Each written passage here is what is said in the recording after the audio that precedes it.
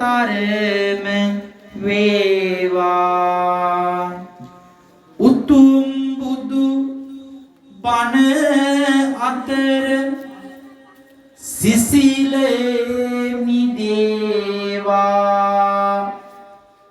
සසර මග ගිනි නිවා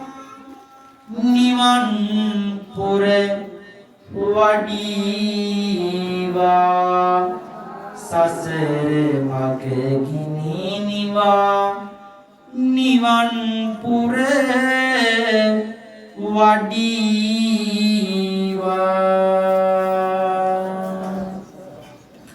ශ්‍රද්ධා සම්පන්න පින්නතුනි